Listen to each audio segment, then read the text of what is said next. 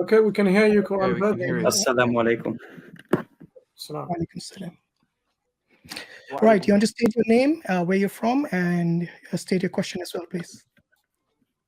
Yeah, no, I just, I'm from Germany.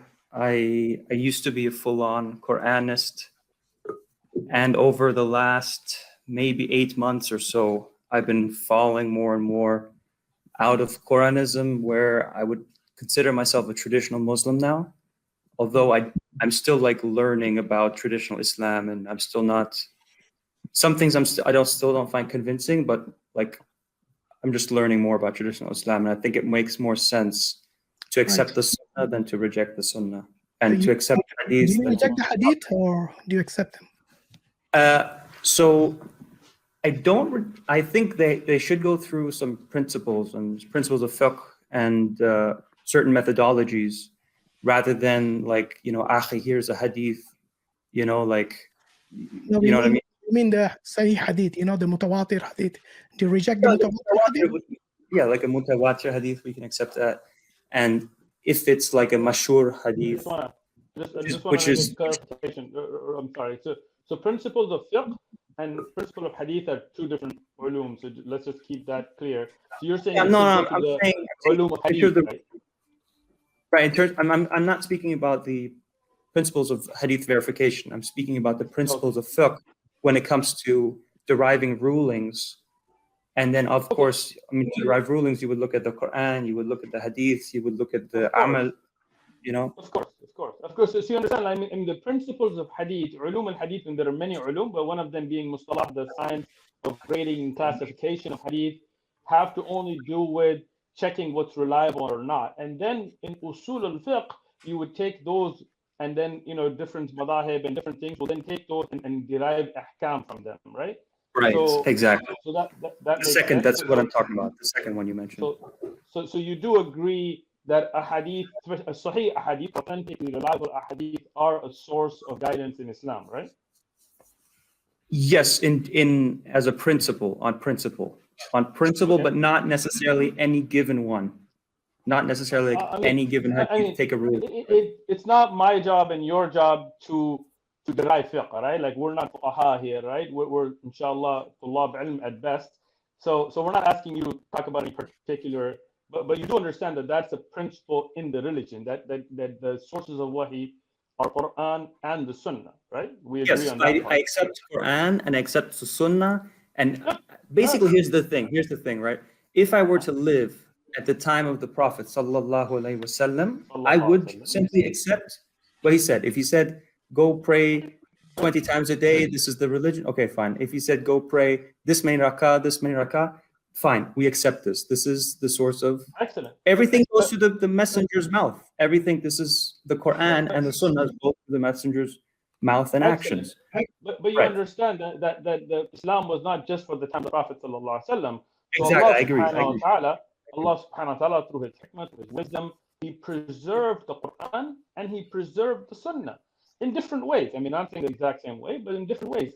So that even till today, we can very reliably tell you what the Prophet ﷺ said and did, right? Those ahadith that are da'if or mawdu' or matruk or mu'dal and all those kinds of things, we can put those aside. I mean, those are weakened, and the ulama of hadith saw the weakness in them. But those ahadith that are, for example, mutawatir, and then other than mutawatir, under ahadith, you also have sahih ahadith, even under gharib hadith, like innama al-a'mal bin-niyat, which we, in principles of usul. That one's mutawatir. I'm sorry? That one's mutawatir, no? No. Innama al-a'mal bin-niyat is not mutawatir. Have you studied hadith? It's not the sciences of hadith. I've been... No, so I'll tell you what.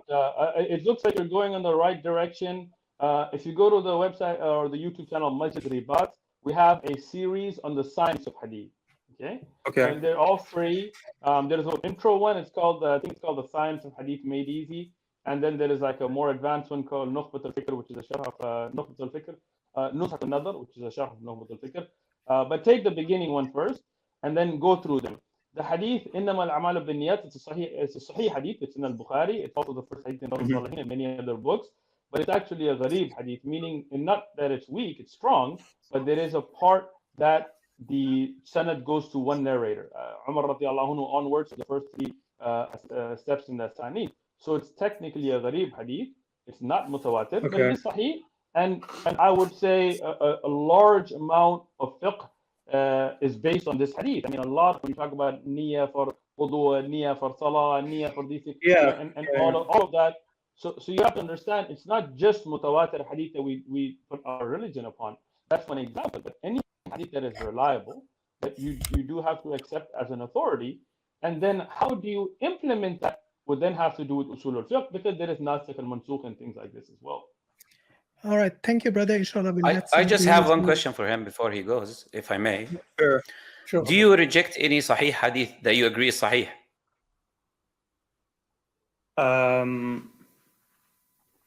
If there's a gross contradiction with the Quran, then maybe it would have to be either rejected or have to be interpreted in light of what's got some classical scholars said, or other hadiths. But if there's a gross contradiction with the Quran, I personally, I don't feel like I would do something that would be in contradiction to that. Yeah. In order for a hadith to be sahih, it cannot contradict the Quran. You can say seemingly contradict the Quran, but there is no hadith that we accept as sahih that actually contradicts the Quran. That's why I'm asking you, do you have an example in mind of a hadith that we believe is sahih that you reject? I do. Yeah, that's what I'm trying to get to. So why is that hadith? Can you give me an example? Whoso changes his religion, kill him. Okay. Now we reach the key point. The key point is the brother here is not rejecting hadith, but the brother has an issue with certain hadith, therefore he's rejecting some of them. So let me ask you that question. Brother Muhammad, because there are people who are actually hadith rejectors. We have them in the background. If you have a certain question, I just recommend you, just the last thing I want to say is to go to someone of knowledge and ask him what is the explanation of the hadith. You think it contradicts, but we don't agree it contradicts, yeah? But as Brother Hashim said, there is people who are actually rejecting hadith, so we want to give them priority, yeah. All right, thank you, brother.